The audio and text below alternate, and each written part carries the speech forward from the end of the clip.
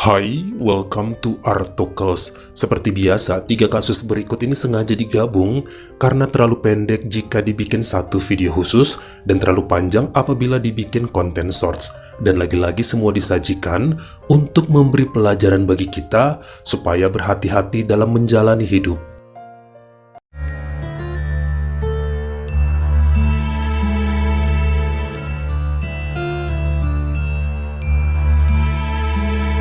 Pada Jumat 6 Juli 2018 sekitar pukul 11 siang, Angela Hernandez mengendarai mobil Jeep putih keluaran tahun 2011 dari Oregon, Amerika menuju ke rumah kakaknya di daerah Lancaster, California. Sangat jauh sih ini, saya cek itu jaraknya lebih dari 1.500 km. Cukup berani juga ya dia berkendara sendirian melewati daerah hutan, jurang, dan pegunungan.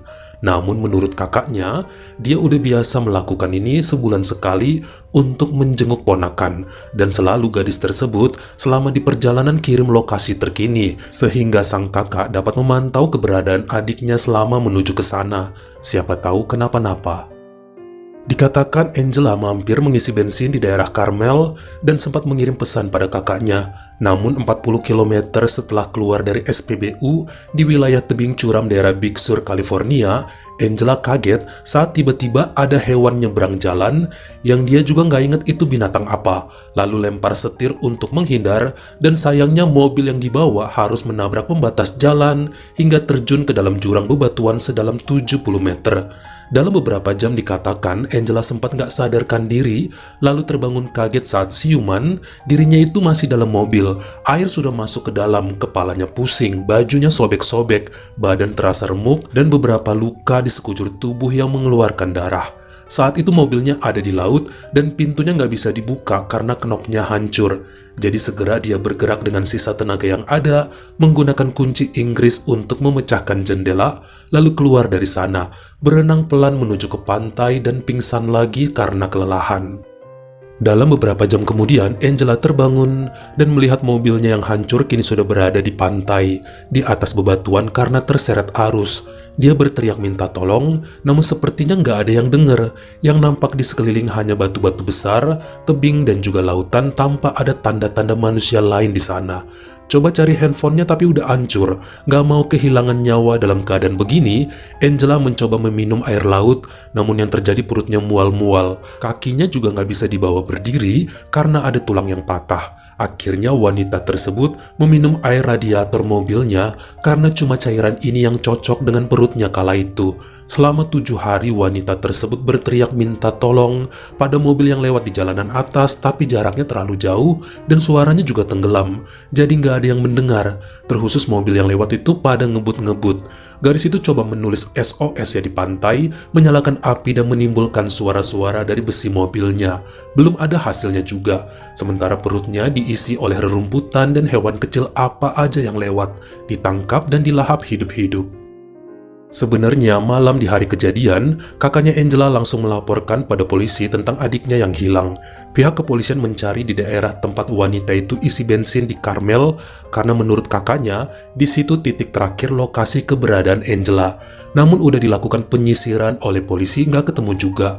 Poster-poster mengenai Angela yang hilang juga udah disebar kemana-mana sepanjang jalan Oregon ke Lancaster, tapi tidak membuahkan hasil.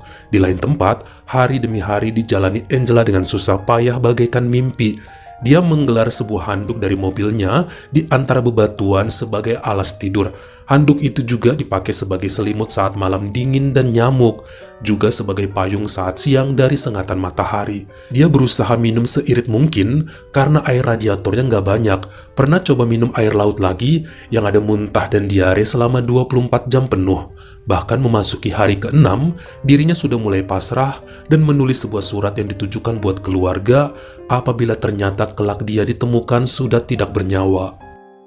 Pada Kamis 12 Juli 2018, pasangan Chelsea dan suaminya Chad Moore tiba di daerah hutan atas Big Sur untuk berkemah. Mereka biasa melakukan hal tersebut dan suka menjelajah ke belantara manapun. Keesokan paginya pada Jumat siang 13 Juli 2018, keduanya memutuskan untuk turun ke pantai berenang serta mandi matahari. Disinilah mereka kemudian melihat mobil Jeep hancur milik Angela di atas bebatuan. namun gak melihat ada siapapun di dalamnya. Makanya Chelsea berinisiatif untuk mencopot plat kendaraan itu dan menelepon 911. Saat itu suaminya langsung ngajak balik ke kemah mereka di atas untuk menunggu di sana. Namun sang istri yakin bahwa harusnya ada seseorang.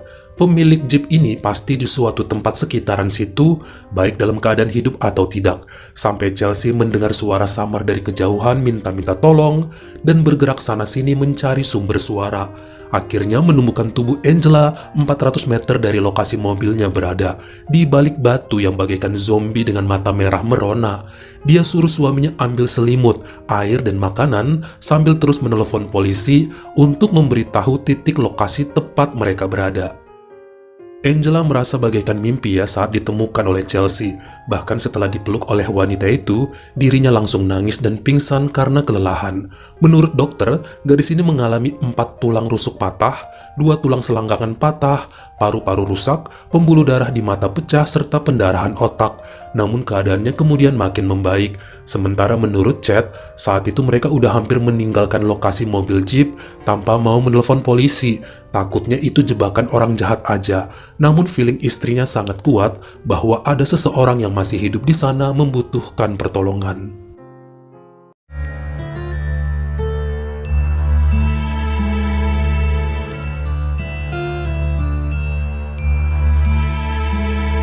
Tatiana O dan suaminya Aidar adalah pasangan yang romantis dan selalu suka bercanda satu sama lain karena saling sayang. Sang istri usia 46 dan suaminya 41 tahun. Mereka memiliki seorang putri umur 11 dan tinggal di kota Novokuznetsk, negara Rusia. Aidar selalu memuji bodi istrinya yang bohai karena emang tipe dia banget. Tatiana dengan berat badan 101,6 kilo ini gak pernah merasa insecure sama tubuhnya. Dia hobi masak dan makan. Selama suami dan anaknya puas dengan setiap sajian yang dihidangkan, pasti bikin dia bahagia. Gak peduli sama temen-temennya yang nyuruh buat diet atau kurangi bobot tubuh.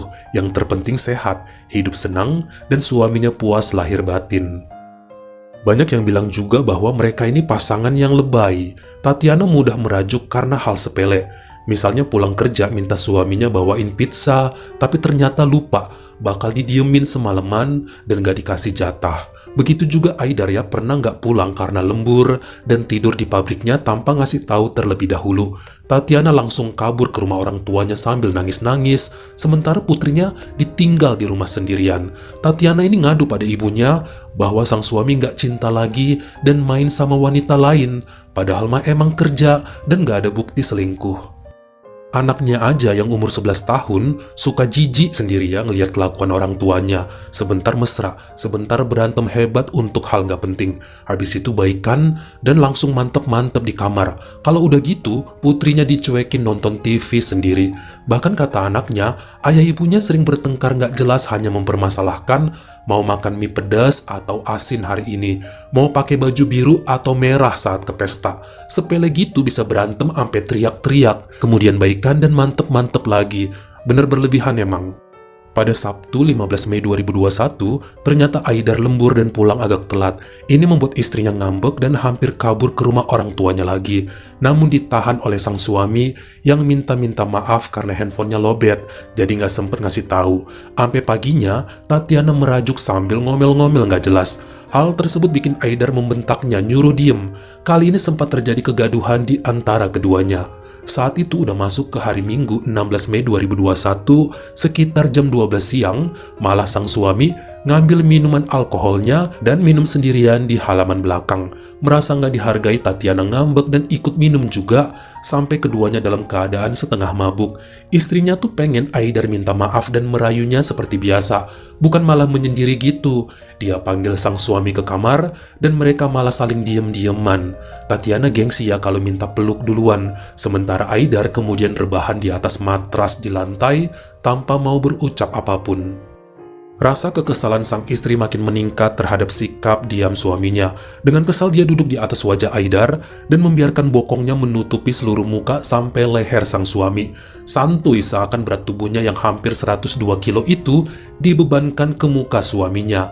Beberapa menit kemudian, Aider mulai berteriak namun suaranya nggak begitu terdengar. Posisi ini membuat Tatiana sulit bangun karena kakinya itu sedikit terangkat, sampai sang putri muncul dan kaget melihat tubuh dan tangan ayahnya yang gelagapan.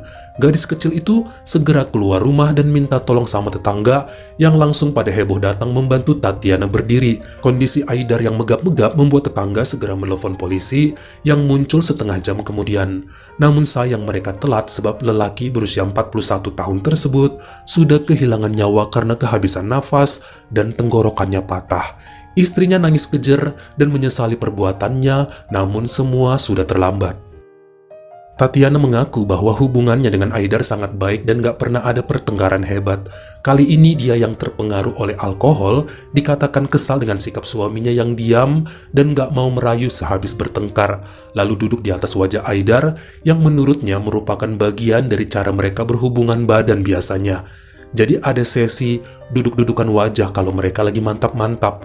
Makanya entah kenapa saat itu dia bisa bablas duduknya hingga membuat Aidar megap, kehabisan nafas hingga kehilangan nyawa. Awalnya Tatiana terkena tuntutan kesengajaan menghilangkan nyawa orang lain. Namun atas penilikan lebih lanjut, dia hanya dikenakan tuduhan ketidaksengajaan bertindak, lalu dijatuhi hukuman 18 bulan penjara serta denda sebesar 36 juta rupiah. Sementara putrinya diurus oleh neneknya.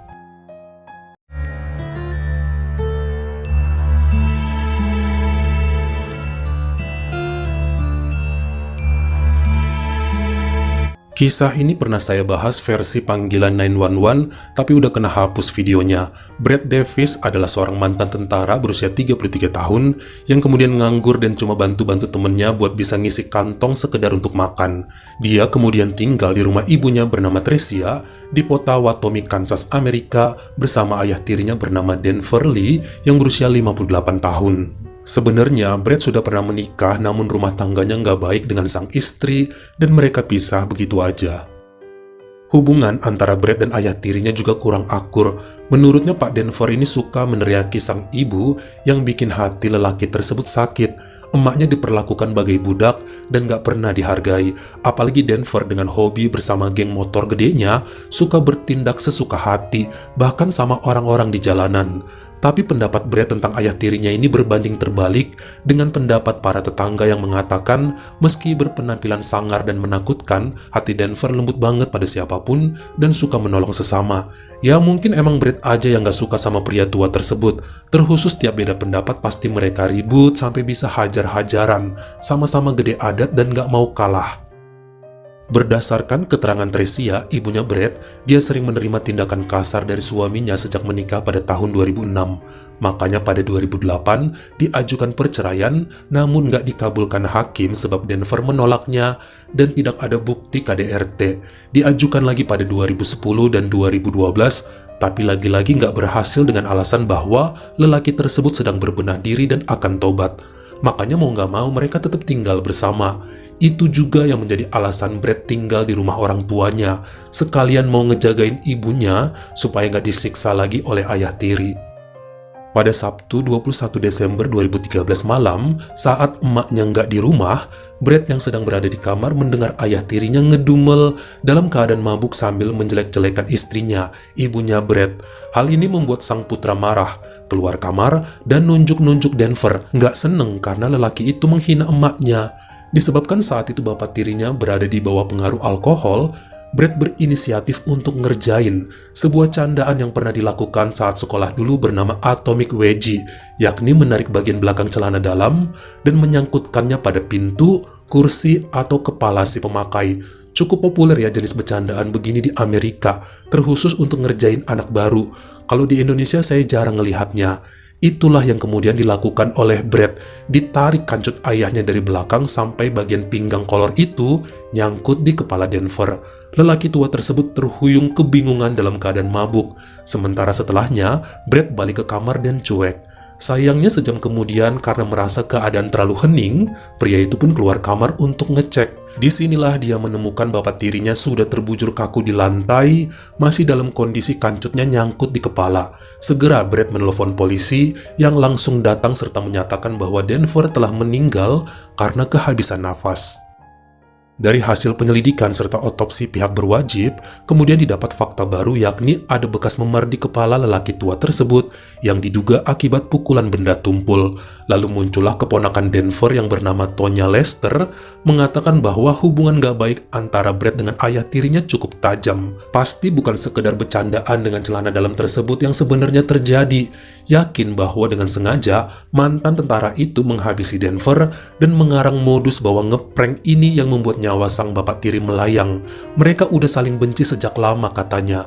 Namun ibunya Brad mengatakan bahwa suaminya emang punya luka memar baru di kepala akibat jatuh dari motor. Dokter pengadilan juga mengatakan bahwa penyebab utama kepergian pria tersebut adalah kehabisan nafas karena tali kolornya.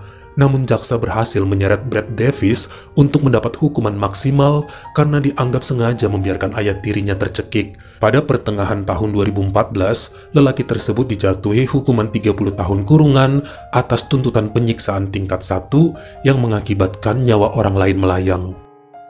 Bagaimana menurut kamu? Mana dari 3 kejadian tadi yang paling ceroboh? Kalian komen di bawah. Kalau kamu suka sama video ini, jangan lupa ya klik like serta tombol share-nya. Buat yang baru pertama kali mampir, atau udah sering mampir tapi belum berlangganan, jangan lupa klik dulu tombol subscribe, dan juga dinyalain notifikasinya. Supaya lain kali kalau misalnya saya upload video baru, kamu jadi orang pertama yang tahu. Follow juga Instagram saya jika berkenan di Artokels, S-nya 2, dan jangan lupa untuk nontonin semua video saya yang lainnya. Ingat ya, tetap jaga jari dan juga lidah kita supaya nggak nyakitin hati orang lain. Terima kasih.